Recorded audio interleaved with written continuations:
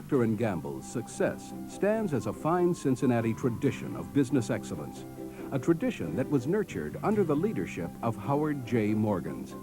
His visions of what could be were felt not only at Procter & Gamble, but throughout the whole consumer products industry. Howard J. Morgens was born in 1910 in St. Louis, Missouri, where he attended public schools and graduated from Washington University in 1931. While in college, Morgens aspired to be a writer, but soon realized that his talents could best be used in business. He then attended Harvard Business School, and after receiving his MBA degree there, he joined Procter & Gamble in 1933 as a retail soap salesman in the Southwest. The following year, he was transferred to the advertising department in Cincinnati, where he eventually became advertising department manager in 1946. He was elected vice president in 1948 and a director of the company 2 years later. In 1954, he became executive vice president, a position he held until 1957, when he was elected president and chief executive. In 1971, he became chairman and continued as chief executive.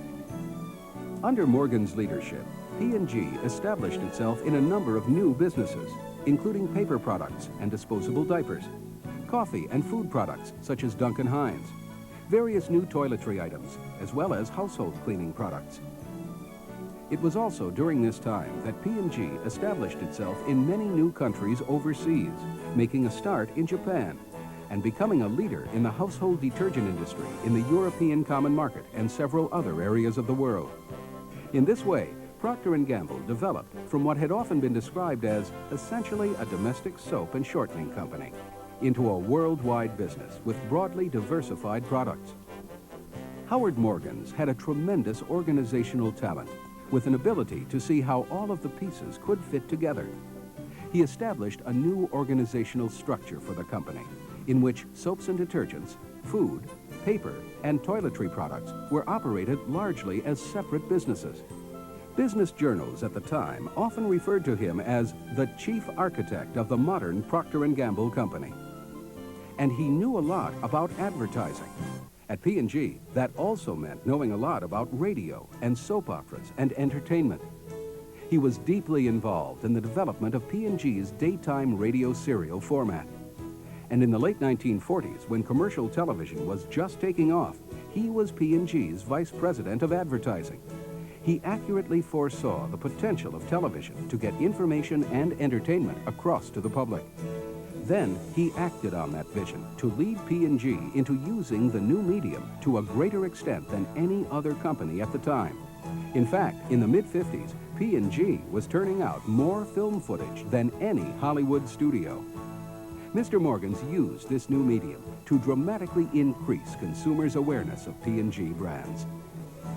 The fact is that when Morgens first became chief executive in 1957, P&G sales were a record $1.2 billion. However, during the 17 years of his tenure, sales increased every year to almost $5 billion. This was a period when inflation was a relatively minor factor. Due to his success, Morgens has served at one time or another on the board of directors of many major corporations. He is one of the founders of the Business Roundtable, and he was actively involved in many other national organizations as well. We doubt that Mr. Morgens had any idea back in 1966, when he bought several shares of J.A. Company stock, that he would later be inducted into Junior Achievement's National Hall of Fame, or that he would be elected to the Advertising Hall of Fame. But the quality of his leadership justified these awards. But perhaps nowhere was his leadership felt more than in P&G's home community of Cincinnati. Mr. Morgens was past president of numerous organizations.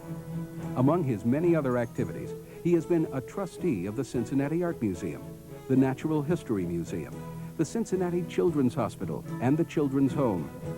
In a variety of different positions, he has played an active role in the rebuilding of Cincinnati, its expressways, its medical center, its urban redevelopment projects, and its downtown and riverfront developments. For these and many other achievements, too numerous to mention here, Howard Morgens has been recognized and honored in many forums. However, the best judge of success is usually time. To that end, Mr. Morgens is a true leader. For the directions he set and the principles he espoused, both in P&G and within industry, are still being followed today.